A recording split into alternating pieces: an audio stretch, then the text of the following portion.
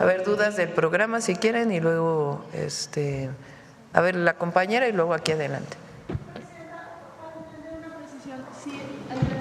Buenos días, Liliana Noble, de Pulso Saludable. Si alguien que tiene discapacidad recibe el apoyo de discapacidad, cuando cumple los 65 cambia y recibirá el de adulto mayor. Entiendo porque son montos diferentes, pero la duda es a partir de qué edad se puede tomar en cuenta la discapacidad, porque tengo entendido que hay un rango de edad, es decir, algunos adultos mayores todavía no pueden, ¿no? Gracias.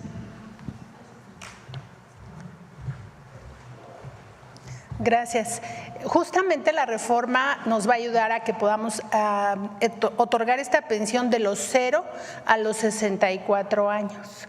Es justo lo que se plantea. El presidente estableció la pensión de 0 a 30 años y de 30 a 64 no es universal. En todo el país lo es, donde los gobernadores han firmado el convenio con la Federación y han puesto la mitad de los recursos para cubrirlo. De esta manera estamos ya llegando a 1,5 millones de personas con discapacidad que viven en esta condición y tienen la pensión.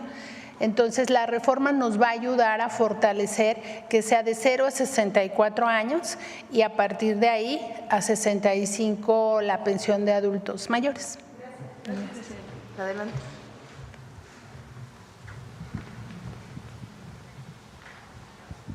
Buenos días, presidenta. Buenos días a todos. Muchísimas gracias por darme la palabra. Tengo, de hecho, una pregunta acerca de este tema en cuanto a salud casa por casa, que pues ya comenzaron a hacer el censo de salud y bienestar. Mas, sin embargo, presidenta, a la par está habiendo digamos, una campaña en contra de este programa, que incluso están enviando mensajes de WhatsApp y en varias redes a los adultos mayores diciéndoles que no den su información y que no le abran la puerta a los que los van a censar, que porque es un plan comunista para quitarles sus propiedades y algunas otras cosas.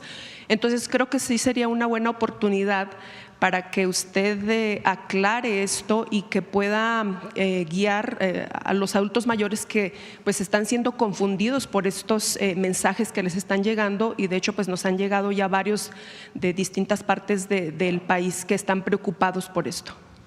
Qué bueno que lo preguntas. Justo ayer me informó Ariadna. Sí están enviando mensajes de WhatsApp confundiendo con este mensaje de que queremos quitarle sus viviendas y falso. Es un cuestionario para conocer la condición socioeconómica de las y los adultos mayores y su condición de salud. Eso nos va a dar una idea general de cómo atender a las y los adultos mayores. Hay personas que viven en lugares apartados, en zonas rurales, que están siendo visitados y que si viven en un lugar tropical, por ejemplo, pues pueden tener, donde hay dengue, por ejemplo, pueden tener posibilidad de tener dengue. Entonces se hace un cuestionario general por si llegan a tenerlo, son vulnerables al mosquito pues del dengue en esta situación.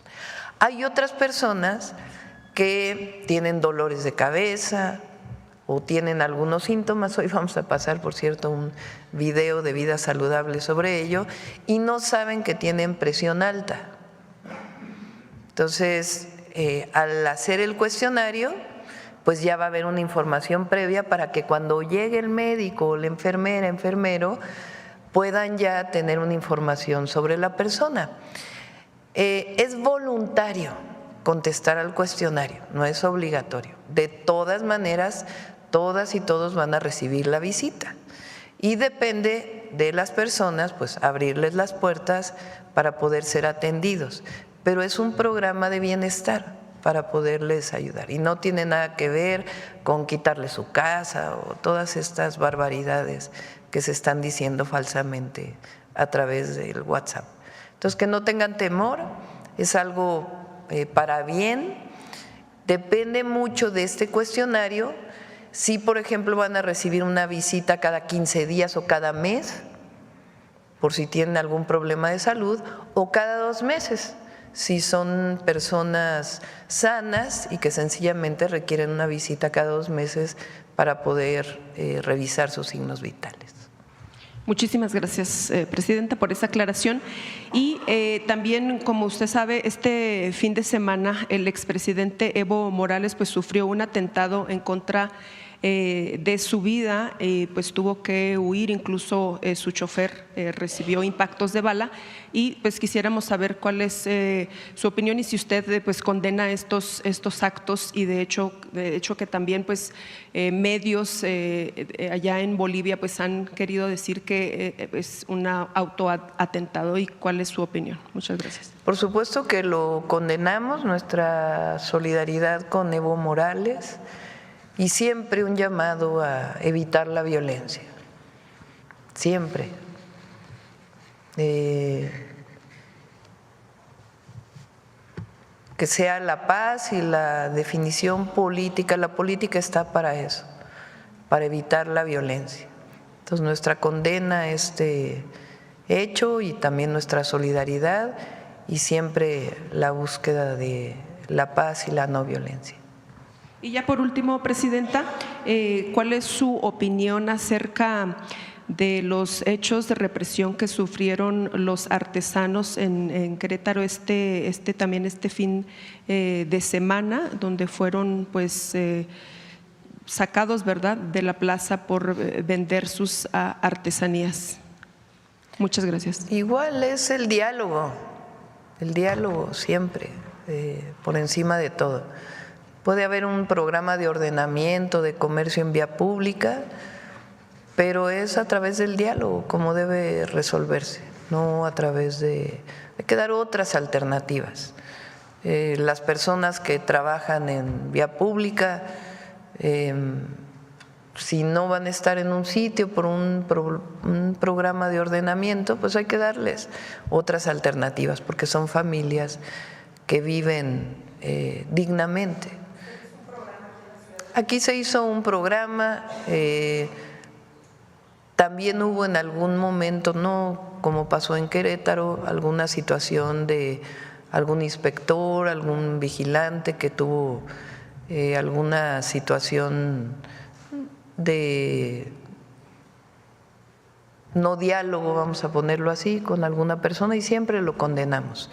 Y buscamos siempre el diálogo, la orientación, las alternativas para poder dar pues una posibilidad de vida a todas y a todos los mexicanos que se dedican a esta noble actividad.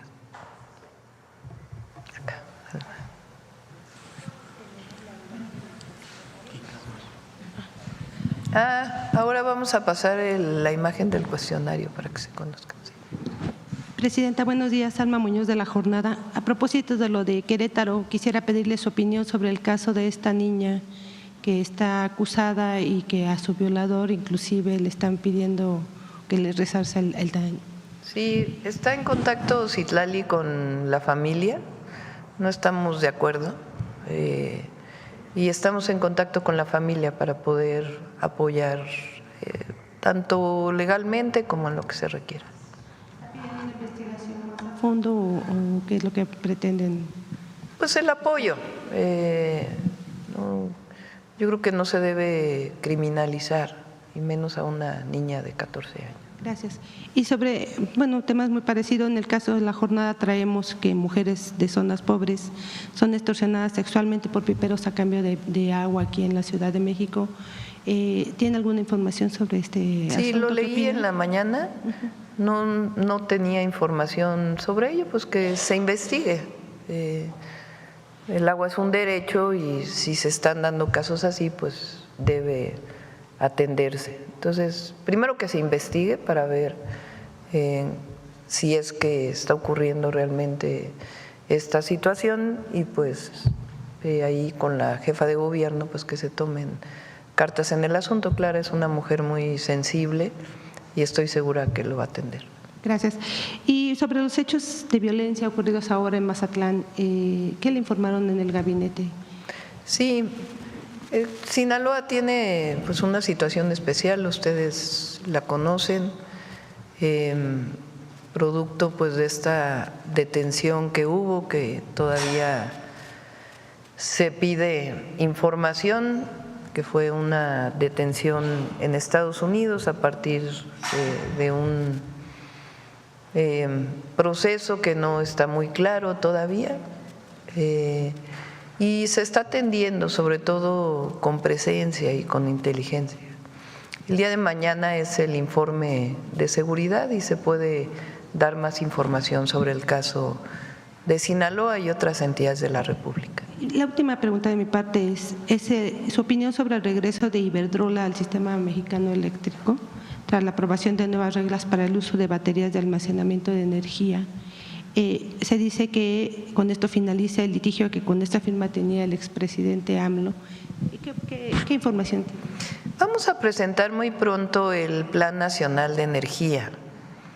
Con la reforma constitucional que estamos ya por firmar, puede ser el día de mañana o el miércoles, tiene que pasar ya pasó por los congresos, ya es mayoría, y tiene nada más que declarar constitucional el Congreso de la Unión para poder pasar a la firma para su publicación en el Diario Oficial de la Federación.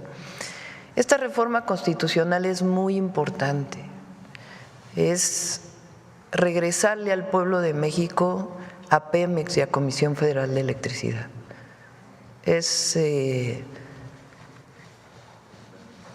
Es hasta cierto punto una reversión de una parte de la privatización de Pemex y CFE que se sufrió con la reforma del 2013.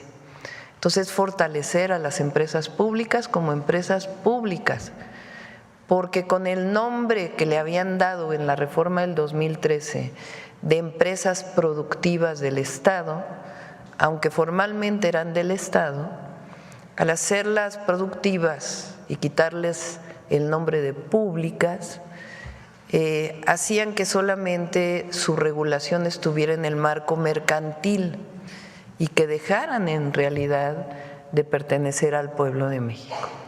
Entonces, una reforma muy importante. Eso no significa que no haya inversión privada. Esencialmente lo que se está planteando es fortalecer la empresa pública y que en particular en Comisión Federal de Electricidad esté a cargo al menos del 54% de la generación eléctrica. Así se planteó también por el presidente López Obrador. Hoy, con la compra que se hizo de las plantas de Iberdrola hace cerca de 3 años más o menos, ya el Estado produce 54% de la generación y queremos que se mantenga así, 54%, 46%. Entonces, para que como la generación de energía crece, porque la demanda crece, porque va a haber más industrialización en el país y además todas y todos los mexicanos pues tienen acceso a la electricidad. Por cierto, en unos días se va a iluminar una de las comunidades que no tenía electricidad en Baja California Sur, gracias al trabajo de CFE. Pero queremos que todas y todos los mexicanos tengan acceso a la electricidad de manera económica, viable y de buena calidad, y además va a haber industrialización. No crece, San Juanico se llama. Si me voy a detener un segundo en esto. Hace mucho tiempo se pensaba que conforme crecía el PIB es pues una forma de medir la riqueza que genera un país, que conforme crecía la economía, la energía iba a crecer a la misma tasa. O sea, son 2 gráficas que iban a ir a la misma velocidad.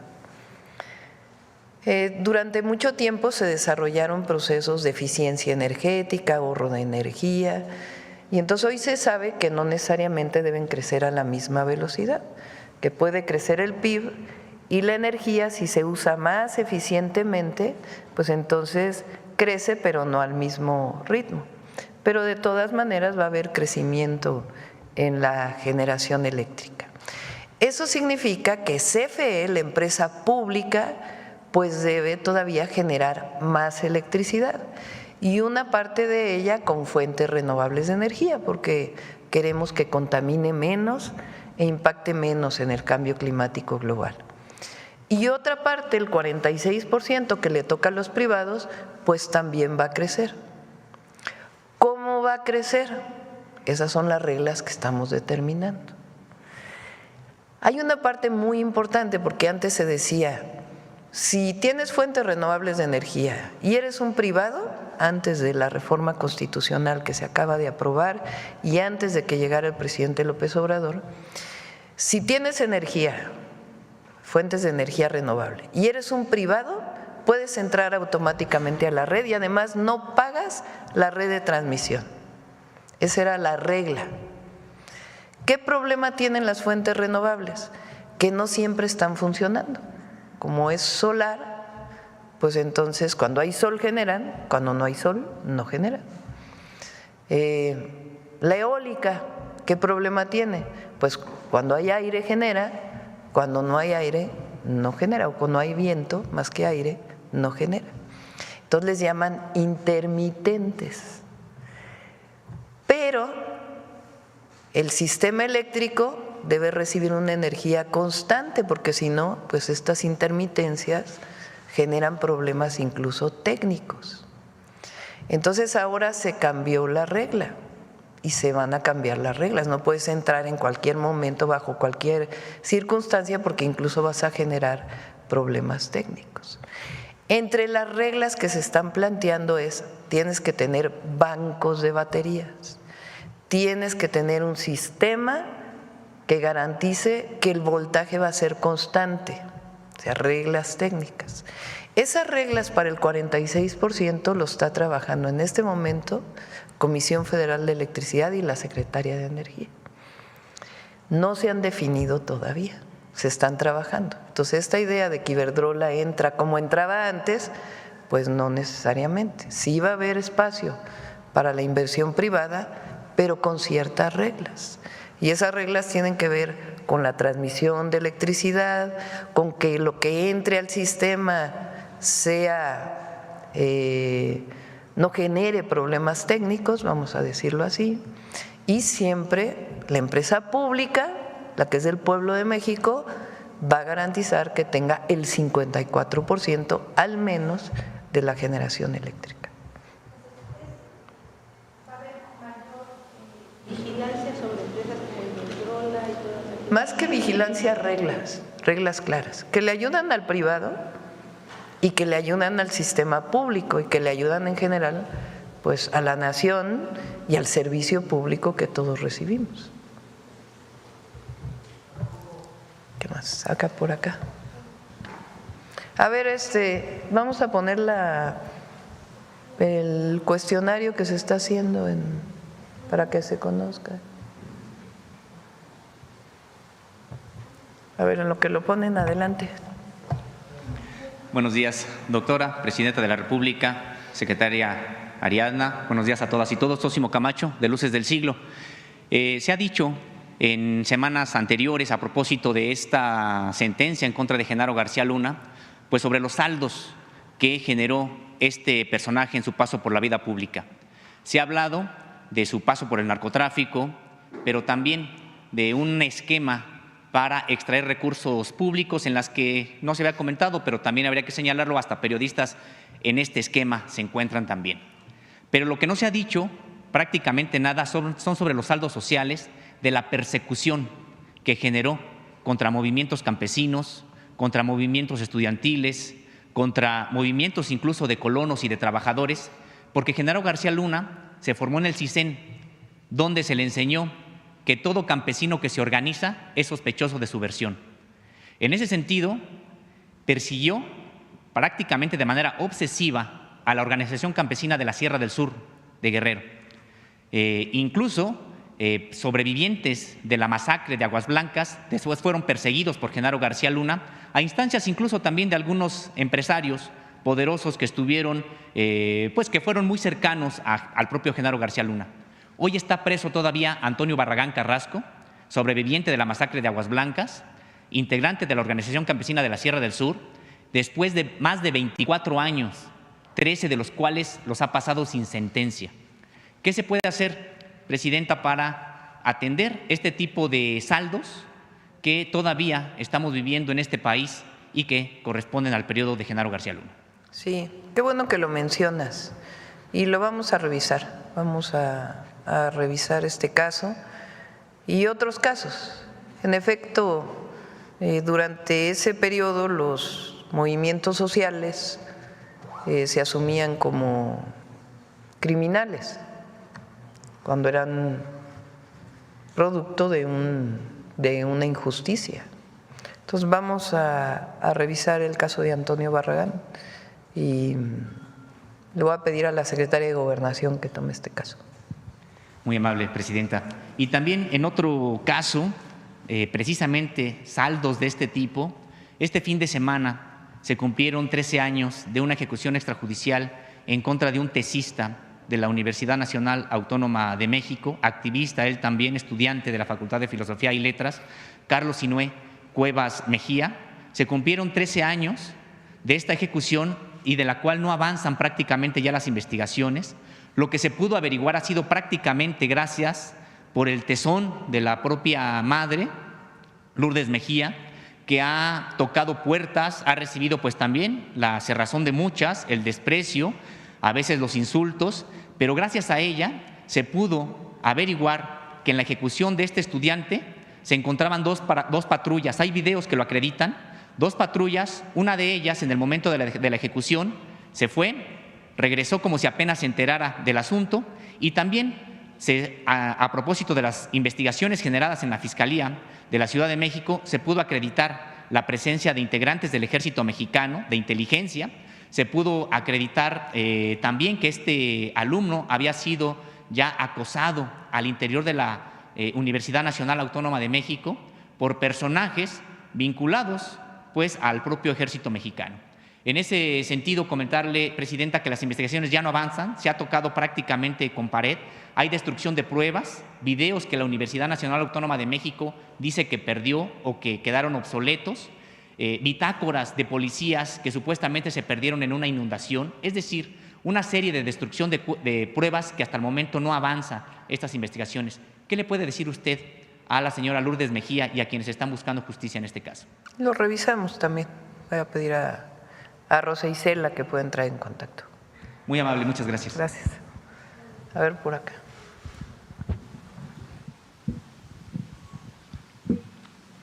Buenos días, Presidenta. Ivonne Menchaca, reportera de Grupo ASIR. Preguntarle, este fin de semana hubo manifestaciones de juezas en la Ciudad de México y la ministra presidenta de la Suprema Corte, Norma Piña, pues alegó que hubo pues ataque en contra de las juezas que las encapsularon y que fue pues una violación a su libertad de expresión, en fin. Entonces, bueno, pues saber su opinión, Presidenta. Sí, ayer vi las fotografías en las redes sociales y le pedí, después salieron unos videos, pero se los pedí al gabinete, no sé si está por ahí el video.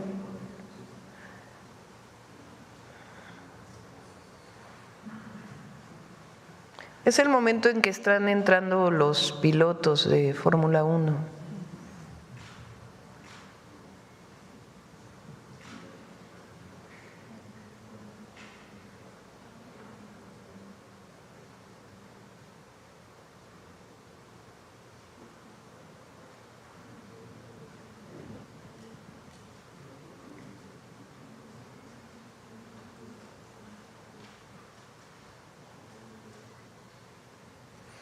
Entonces, si se fijan, es un momento en donde están entrando y después de inmediato es liberado el encapsulamiento, vamos a decir, es abierto el encapsulamiento.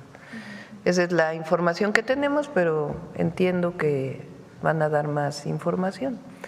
Entonces, se vio la foto, pero no se vio pues todo el momento. Fórmula 1 pues es un evento muy importante nacional, internacional, y en realidad se protegía a quienes estaban entrando en ese momento para evitar que se cerrara la puerta y después se libera. Esa es la información que tenemos hasta el momento. Muy bien, gracias.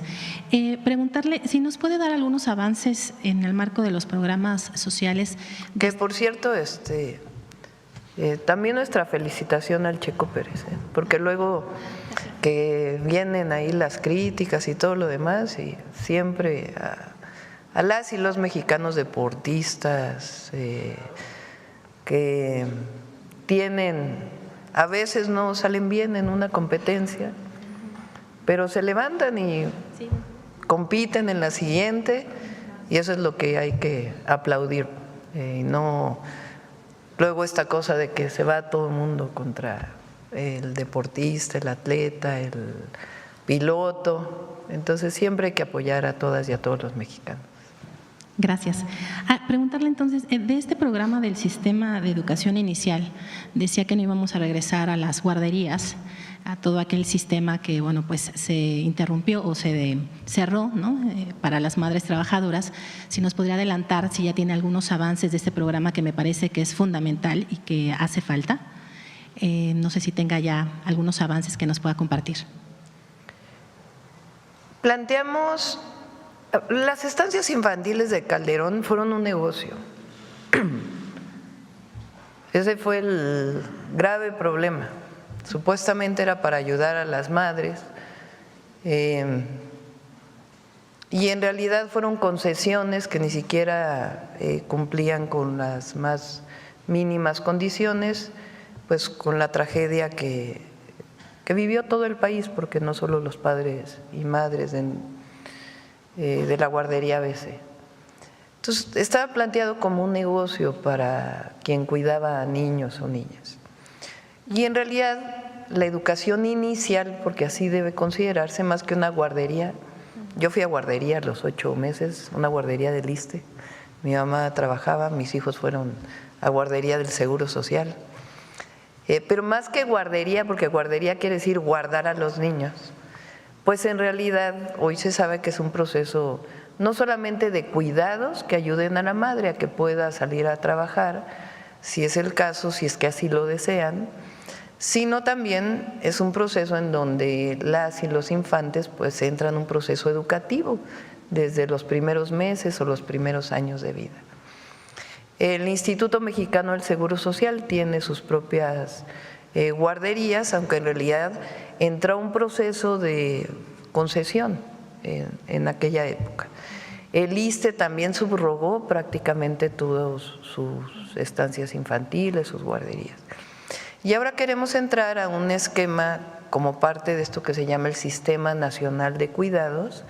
¿Qué quiere decir el Sistema de Cuidados? Las mujeres nos hemos dedicado a los cuidados, que no debería ser solo así, porque la pareja, hay distintas parejas en nuestro país, pero la pareja, pues ambas deberían dedicarse a los cuidados, no solamente uno de la familia, para que pudieran compartirse el trabajo del hogar. Pero en general los cuidados han recaído en las mujeres. Cuidamos a los hijos, garantizamos que la casa esté bien, si alguien se enferma somos las mujeres quienes los cuidamos, si tenemos un hijo con discapacidad o algún familiar con discapacidad somos las mujeres las que los cuidamos, y es un trabajo difícil, complejo y en general poco reconocido y bueno, no está remunerado además. Entonces, este sistema de cuidados lo que busca es que el Estado pues pase también a generar las condiciones para que las mujeres podamos tener igualdad de condiciones. Si así lo deseamos, porque también hay quien dice, ahora van a obligar a que… No, es voluntario obviamente. Si una mujer tiene la necesidad o el deseo de salir a trabajar, aunque tenga hijos pequeños, pues que tenga la posibilidad de dejarlos en algún lugar bien cuidados, en una escuela. Este es un proceso porque requiere recursos, no lo podemos hacer de la noche a la mañana. Entonces, lo que nos planteamos es que podamos atender en particular en el inicio a dos poblaciones. Una es la población de mujeres que han trabajado en la maquila, en particular en Ciudad Juárez, porque hay una deuda histórica con las mujeres de Juárez por lo que se llamó en su momento las muertas de Juárez y esta vivencia que tuvieron las mujeres en Juárez, pues en realidad por la sola condición de ser mujeres. Y particularmente en muchas zonas fronterizas donde se abrió el trabajo para la maquila, se fueron familias, muchas mujeres, porque se empleaba o se emplea a las mujeres, y a veces las mujeres tienen hijos y no tienen dónde dejarlos, y los hijos a veces permanecen solos, muy pequeñitos en las casas. Entonces esa deuda histórica queremos cubrirla empezando por Ciudad Juárez. Entonces estamos trabajando con el Instituto Mexicano del Seguro Social y con el DIF para que a través de estas dos instituciones pueda trabajarse en distintos esquemas. Hay que hablar con las y los trabajadores del IMSS para poder generar nuevos esquemas de cuidados. Y las otras poblaciones muy vulnerables son las y los jornaleros agrícolas. Son quizás los más pobres del país. Son familias completas que viajan por temporadas, a veces del otro lado de la frontera, pero muchas veces dentro del país. Viajan de Oaxaca a Sinaloa o a otros estados de la República. Sinaloa es uno de los estados, pero no solo, inclusive en el propio Oaxaca hay quien contrata, o en el Estado de México o en otros lugares. Y a veces esas familias trabajan incluso con los hijos o no tienen en dónde dejar. Se ha avanzado un poco y se avanzó con el presidente López Obrador, pero hay que avanzar más todavía. Entonces, esas son las dos poblaciones que queremos atender con prioridad y al mismo tiempo ir desarrollando el sistema de cuidados, que si se fijan también la pensión adulto mayor puede considerarse como parte de un sistema de cuidados.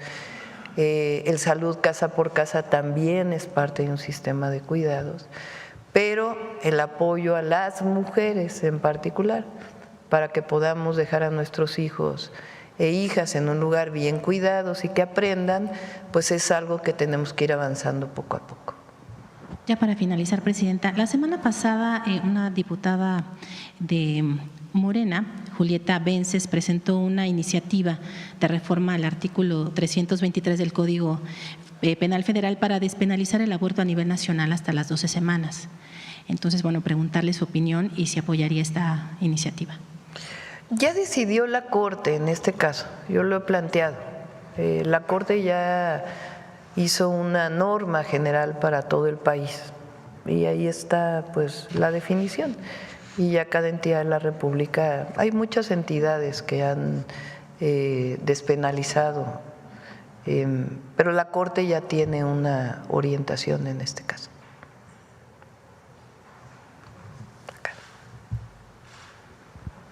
Acá. Ya Sonora ya ha participado mucho en las mañaneras. Ahorita Buenos días. Pero llegó temprano, tiene una virtud. Adelante. Buenos días, Yusbel Carolina de Código Libre. Presidenta, en estos temas de lo que pasó el fin de semana, también hubo enfrentamiento en Tempa de Galeana Guerrero y también en Tabasco, ¿no? También hubo bastantes enfrentamientos ahí. Y el Fondo Monetario, el Departamento de Hemisferio Occidental del Fondo Monetario Internacional habla de que si continúan estas violencias podría afectar mucho en la economía. ¿Qué le responde usted? No estoy de acuerdo. Hay una estrategia de seguridad que va a dar resultados. Como lo he planteado, no es de un día a otro. Ya se habló mucho durante el periodo del presidente López Obrador y una disminución del número de homicidios en la tendencia, que es muy importante. Había este debate de si hubo más en general, pero es muy importante la tendencia. No es lo mismo que los homicidios vayan creciendo a que vayan disminuyendo. Y nosotros nos hemos comprometido que poco a poco van a ir disminuyendo los homicidios porque hay una estrategia y vamos a ir pacificando poco a poco al país en las zonas en donde todavía hay problemas de inseguridad y de violencia. En particular, Sinaloa es un caso especial por lo que ya conocemos y hay otras entidades de la República donde se está atendiendo. Vamos a seguir informando sobre las acciones de seguridad porque a veces solamente se ve el caso, pero no se ven, por ejemplo, las detenciones, no se ven las incautaciones de droga que se han estado haciendo y se ha estado trabajando de manera integral.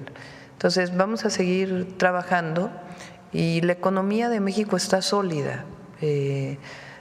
Hay siempre, y en particular ahora, estas situaciones de nuestro peso vinculadas también a lo que está ocurriendo en este momento en los Estados Unidos, pero la economía nacional está sólida y vamos a avanzar en seguridad. De igual manera, el candidato Donald Trump habló sobre el reciente asesinato de un veterano del ejército en Estados Unidos ocurrido la semana pasada y él habla que de ser elegido pues enfrentará a los cárteles, pero no informó cómo trabajará con su gobierno. ¿Qué le responde también a esto? Va a haber coordinación. Siempre es, como lo hemos dicho, es coordinación sin subordinación. Coordinación, diálogo y trabajo conjunto para poder atender sobre todo los temas que nos competen a ambos. Particularmente el tema del fentanilo en Estados Unidos, pues es un tema de salud pública y que casi por razones humanitarias hay que apoyar. También es importante, en su momento lo planteó el presidente López Obrador y también creo que hay que plantearlo, es qué pasa del otro lado de la frontera. O sea, porque aquí hay delincuencia organizada, hay una estrategia, pero ¿qué pasa del otro lado de la frontera? ¿Cómo se vende el fentanilo en los Estados Unidos? ¿Qué pasa cuando hay droga que pasa del otro lado? ¿Que allá ya no hay cárteles? ¿Qué pasa con el recurso financiero de la venta de distintas drogas y en particular el fentanilo? Entonces es aquí, pero también es allá. ¿Y qué pasa también con las armas que pasan de Estados Unidos a México? Ahora lo que vimos de el caso de Tecpan en Guerrero, pues eran armas de alto calibre que vienen de allá. Entonces es algo que implica que tiene que haber coordinación, trabajo conjunto, siempre debe ser así, pero con soberanía, sin subordinación, sino con diálogos de alto nivel que nos lleven a avanzar en esta coordinación. Y por último, hablando de frontera, Presidenta, hay muchos migrantes que están en el limbo tras la decisión de Estados Unidos de no otorgar permiso a varias nacionalidades, Ciudad Juárez, Chihuahua y otros. Y esta cantidad de personas, sobre todo mujeres, están siendo víctimas de trata de personas. Las están maltratando, les están pidiendo dinero después de sus trabajos de explotación sexual que tienen por allá. También han sido víctimas del Instituto Nacional de Migración, que ya, bueno, no los atienden bien, pero esto creo que está muy fuerte esto de parte de la migratoria. Usted ha hablado de unos ejes centrales para abordar esto, pero últimamente, ¿qué nos puede decir de esto? ¿Cómo abordarlo? Porque la cantidad de migrantes que ya hay en la frontera con esta decisión de Estados Unidos pues está muy grande. Ha disminuido la llegada de migrantes a la frontera por una estrategia integral y también de repatriación, vamos a decirlo así, a los lugares de origen. Se llegaron a tener en diciembre del 23 al 24 el mayor número de migrantes en la frontera y ahora con esta estrategia integral que nosotros le hemos dado seguimiento ha disminuido de manera importante.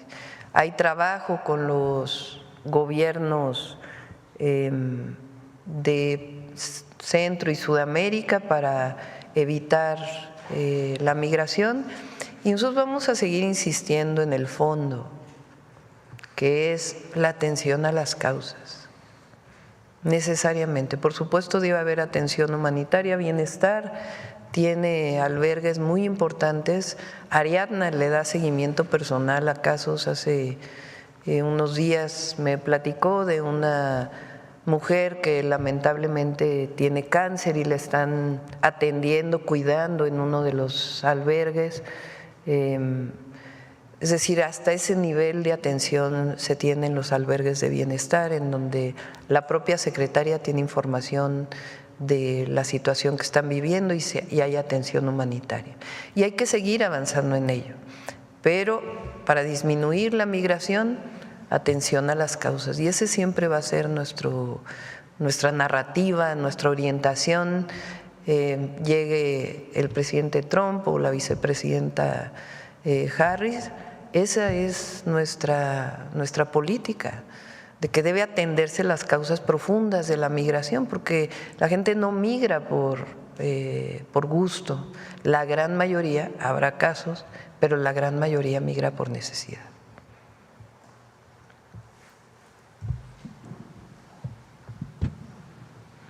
Buenos días, Presidenta. Jesús Pérez, de Revolución 3.0.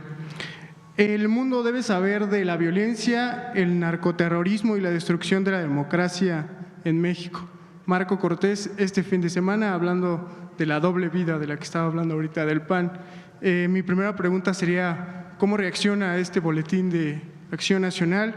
Y la segunda, hablando de la pacificación del país, ¿ha considerado pactar con el crimen organizado? Desde luego no en los términos en los que lo hizo Genaro García Luna, sino como lo propuso un diputado de Morena, Manuel Espino, no sé, amnistía, focalizar algún diálogo con algunas células, no sé. Es la primera pregunta. Sí. En el primer caso, pues hay mucha hipocresía, ¿no? El PAN, el general, el conservadurismo es muy hipócrita. Porque no dicen nada de García Luna y dicen que ahora hay narcoterrorismo. Y ya habría que leer exactamente lo que quiere decir en las legislación internacional y nacional, lo que eso significa, que no tiene nada que ver con lo que está pasando. De hecho, ellos lo dicen porque lo que buscan es intervención. O sea, de ese tamaño es su falta de amor a México. Son como los conservadores del siglo XIX que fueron a llamar a Europa para que hubiera un emperador, Maximiliano. Es lo mismo. Entonces, nosotros tenemos estrategia y vamos a dar resultados. Se va a ir viendo poco a poco. Y tiene que ver con atención a las causas y con disminuir la impunidad. Son los dos ejes centrales. Pero no dicen nada. Ah, bueno, sí se andan peleando, ¿verdad? Unos reivindican a García Luna y otros no. Que resuelvan ahí sus problemas internos. Pero hay mucha hipocresía. A ver, atender a las causas quiere decir apoyar a la gente humilde. Que por cierto también dijeron que nosotros decíamos que la pobreza le estábamos equiparando a la delincuencia. Falso, falso, falso. No tiene nada que ver. Pero sí tenemos que atender a un joven que puede acercarse a una banda delictiva como una opción, cuando en realidad pues no es una opción. Entonces hay que atender las causas. Y ellos votan en contra de los programas sociales. Ahora sí, de nuevo mostraron lo que son. Entonces son dos proyectos de nación, dos muy distintos. El de la corrupción, el de los privilegios, el de la represión, el del intervencionismo, el de la guerra contra el narco, que es la derecha, Y otro proyecto que es el que representamos nosotros y el que la mayoría del pueblo de México quiere, se mostró el 2 de junio, que es el de por el bien de todos, primero los pobres, es el de la construcción de la paz, es el de la democracia, es el de las libertades, es el del respeto a la vida, es el del amor al prójimo, es el creer que la felicidad no viene del dinero, del poder, sino viene de el estar bien con uno, el estar bien con los demás. Es el del humanismo mexicano frente al neoliberalismo, frente a la corrupción. Son 2 proyectos. Entonces, esos 2 proyectos, afortunadamente el pueblo de México hoy es muy consciente y lo que quiere pues es seguir construyendo sobre la base de la fraternidad y no del odio. Es el odio de ellos frente al amor del pueblo. Son 2 proyectos. Entonces, ellos van a seguir en lo mismo y nosotros construyendo una patria digna, solidaria, fuerte. Entonces, esa es la disputa. Nada más que ahora, pues la mayoría del pueblo está consciente de que lo que quieren no son dádivas en la época de elecciones, sino derechos. Esa es la gran diferencia. Entonces, pues ellos van a seguir con eso. ¿Y la otra pregunta era? La propuesta del diputado Manuel Espino de entablar un diálogo. Nosotros no vamos a negociar con delincuentes. Nosotros vamos a seguir construyendo paz, atendiendo las causas y con 0 impunidad.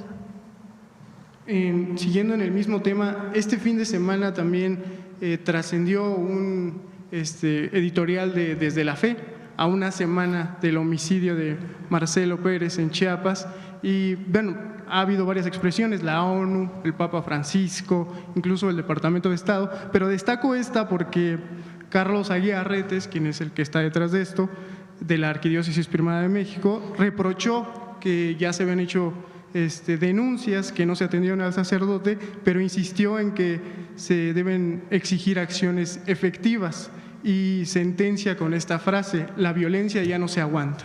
¿Qué le responde a la Iglesia Católica? Bueno, yo creo que todos estamos consternados por el asesinato del padre Marcelo Pérez y ya hay una detención y se sigue investigando y vamos a seguir trabajando en ello. Repito, con 2 políticas distintas, no vamos a regresar a lo de antes porque no llevó a nada. De hecho, aunque digan lo que digan, la guerra contra el narco lamentablemente sigue teniendo parte de sus consecuencias hasta ahora. Y en último tema, esta semana, el 31 de octubre, se cumple la fecha para integrar los comités de evaluación para la selección. Ya estamos trabajando en ello. ¿Ya tiene los perfiles? ¿Nos puede adelantar algunos nombres? No, todavía no.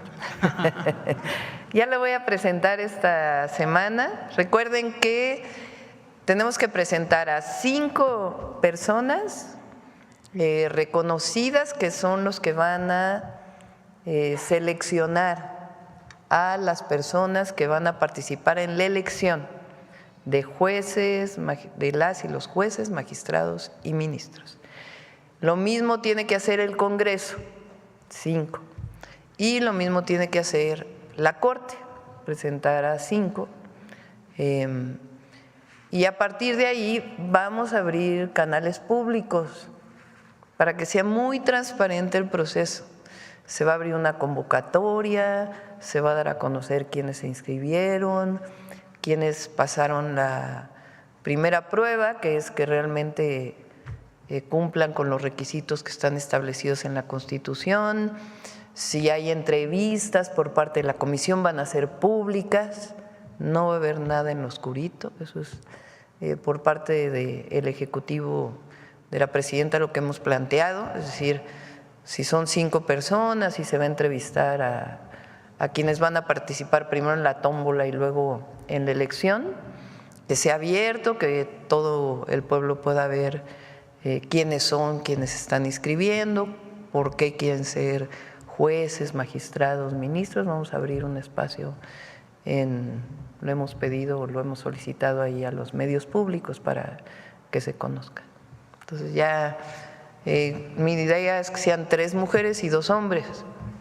Entonces ya los vamos a presentar. A ver, ya la última, porque bueno, vamos con Sonora porque está hasta adelante y luego vamos allá atrás, 2 más. Sí, gracias, Presidenta. Demián Duarte, de Sonora Power. Y bueno, fíjese que estuve el fin de semana en Hermosillo. Me tocó participar en un evento muy interesante que es la plenaria de la Comisión Sonora Estados Unidos, así se llama ahora, se reeditó, antes era Sonora Arizona exclusivamente. Y mire, me llamó mucho la atención el formato porque está planteando esta comisión un nuevo esquema de asociación regional. El tema es que se busca sacar partido de las enormes ventajas competitivas que tiene mi estado, sobre todo en el tema de energías renovables, el tema que tiene también con la amplia disponibilidad de recursos minerales, recursos naturales también, y el tema de la logística. El embajador de Estados Unidos, Ken Salazar, me dijo por ahí que es el tiempo de América del Norte, y obviamente esta visión incluye, por supuesto, la parte de México, ¿no? Somos un país del hemisferio norte, al final de cuentas. Y la gobernadora Kathy Hobbs, que es la gobernadora de Arizona, asintió justamente cuando yo le planteé una pregunta. Le dije algo muy simple, le dije, el gobierno de México está apostando muy fuerte por nuestra región, por Sonora, está desarrollando un enorme proyecto de infraestructura de transportación ferroviaria, justamente para promover la movilidad terrestre.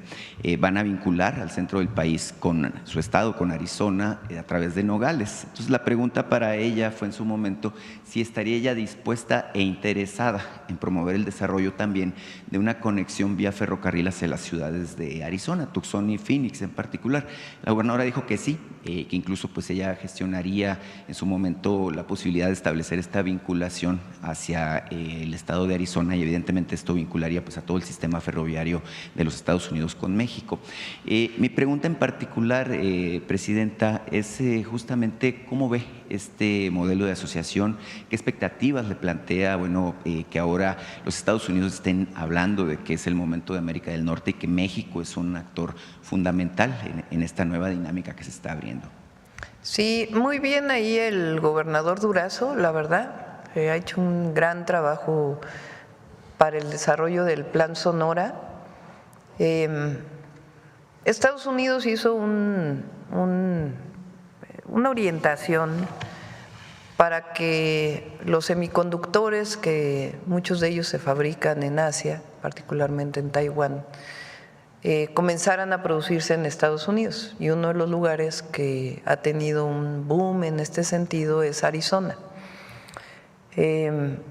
Sonora complementa muy bien, entonces por eso este vínculo pues es importantísimo, y eso requiere infraestructura, requiere apoyo, requiere algunos incentivos que hemos estado platicando con el gobernador Durazo.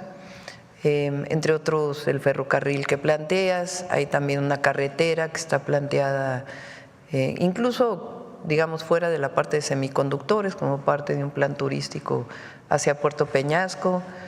Hay varios proyectos que están planteados. Nosotros vamos a hacer, el próximo año iniciamos la de Bavispe en Nuevo Casas Grandes, que es muy importante también por su conexión a Chihuahua, Ciudad Juárez.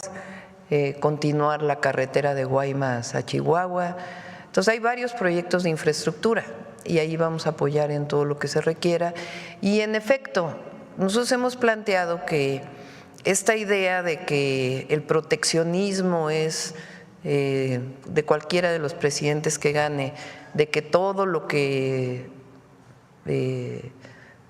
produce Estados Unidos o empresas de Estados Unidos se produzca en Estados Unidos, pues es una visión que va a generar incluso aumento en los productos en Estados Unidos y que por la mano de obra y otras necesidades en Estados Unidos no necesariamente es la mejor opción.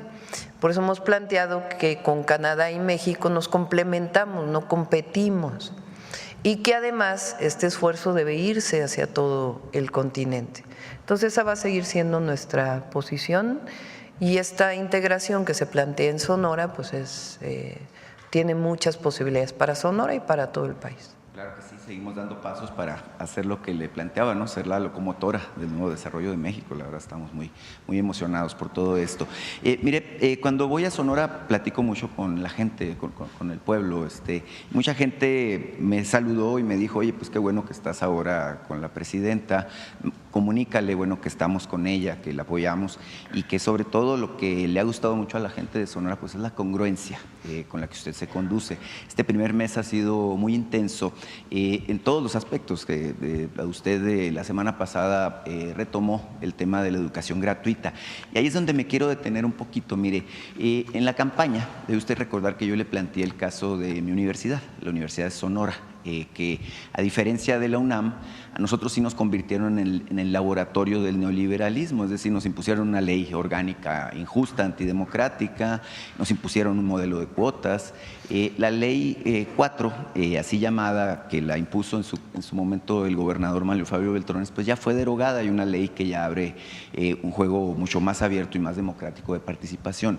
El gobernador Durazo la impulsó. Lamentablemente sí persiste el modelo de cuotas en la Universidad de Sonora. Mire, en la universidad hay 37,000 estudiantes, una universidad bastante grande, y los que estudian en la Universidad de Sonora están obligados a pagar 700 pesos de inscripción, 500 pesos por cada materia, cada semestre, y es un asunto, bueno, que obliga a muchos jóvenes a tener que estudiar y trabajar, a pesar de que incluso hay un sistema de becas importante impulsado por el gobernador. El tema, Presidenta, es que la administración de la Universidad de Sonora maneja el fondo de cuotas, que es de aproximadamente 130 millones de pesos, con mucha opacidad. Fueron reprobados recientemente por el Instituto de Fiscalización de allá de Sonora, el ISAF, y justamente se maneja una burocracia dorada, enormes canonjías, y bueno, la Universidad de Sonora, al ser una universidad tan grande, recibe pues mucho subsidio de parte de la Federación, de parte del Estado. Se sabe que hay criterios de autonomía y todo esto, sin embargo, nosotros persistimos en la lucha, en la idea de que se elimine el sistema de cuotas. Preguntarle, ateniéndome a esta lógica de que la educación no puede ser una mercancía, a la congruencia con la que usted se conduce, si estaría dispuesta a apoyar esta eliminación de las cuotas universitarias, que pues ya tienen si mal no recuerdo, 33 años vigentes, y frenando justamente el acceso de muchos jóvenes que quisieran estudiar en la Universidad de Sonora. Sí, ya está en la Constitución. De hecho, fue una reforma que impulsó Martí cuando fue senador y que apoyó el presidente López Obrador, pues porque venimos del movimiento estudiantil, también Ariadna viene del movimiento estudiantil, aunque en otra generación. Por supuesto que yo pienso que toda la educación que imparte el Estado debe ser gratuita, porque es un derecho, y si no se convierte en un privilegio de aquellos que la pueden pagar. Lo vamos a hacer por partes. Primero, ampliar las universidades Rosario Castellanos, la Universidad Nacional Rosario Castellanos, la Universidad de la Salud, la gratuidad a partir del siguiente periodo en el Instituto Tecnológico, el TECNM, el Tecnológico Nacional de México, el POLI. Vamos a ir por partes porque representa recursos. En el caso de las universidades autónomas, pienso yo que, y no es intromisión porque es un asunto de la autonomía y ellos lo tienen que decidir, tiene que haber también más transparencia en el uso de los recursos. Creo yo que los recursos públicos deben usarse con austeridad. ¿Cuánto se va a la burocracia universitaria? ¿Cuánto se va directamente a los profesores, cuanto a las actividades sustantivas, docencia, investigación, difusión de la cultura. Porque hay universidades, y repito, depende de la autonomía, es un asunto de ellos hacer sus propios mecanismos de austeridad republicana, esa es mi opinión. Entrar a un proceso también pues de revisión de cuánto se va a qué y de transparencia. Entonces no es alguna universidad en particular, depende de ellos, pero creo que finalmente es recurso del pueblo de México y para recibir más recursos pues también es importante que haya más transparencia, ¿no? Entonces vamos a iniciar nosotros con estas universidades, ya dijimos que son 330,000 espacios de las universidades y en realidad se requieren cerca de 1 millón de lugares nuevos en la educación superior, poco más de 1 millón. Entonces nosotros vamos a cumplir con una tercera parte y nos vamos a dedicar mucho a media superior también. Claro que sí. La Universidad de Sonora pues es una universidad, le digo, muy grande, es muy importante para el desarrollo de Sonora, ahí se forman profesionistas de todas las índoles y es una escuela que tiene formación de cuadros de primer nivel que se integran justamente en estos procesos de los que hablamos. Fíjese, solamente ateniéndome al tema de la transparencia, pues la rectora gana más que usted, la rectora de la Universidad de Sonora, ¿no? Y creo que pues eso no es correcto. Entonces es importante que se le haga una revisión y un llamado de atención en ese sentido. Por último, nada más preguntarle si ya decidió cuándo va a Sonora, porque pues, tenemos la expectativa de recibirla ahora sí en noviembre. Sí, ya vamos, este fin de semana es Día de Muertos, entonces vamos a respetar siempre a todas las familias, es un día muy especial para todas las familias en México. Pensamos siempre en nuestros ancestros y eso es algo muy bello de nuestras culturas. Entonces no vamos a salir este fin de semana y el otro fin de semana ya iniciamos. Tenemos muchas cosas por inaugurar, hospitales, centros de salud, carreteras. Entonces estamos revisando a ver cómo podemos consolidar estas inauguraciones para que también podamos pues darle continuidad a lo que inició el presidente López Obrador y cerrar con estas inauguraciones. Entonces una parte la vamos a dedicar a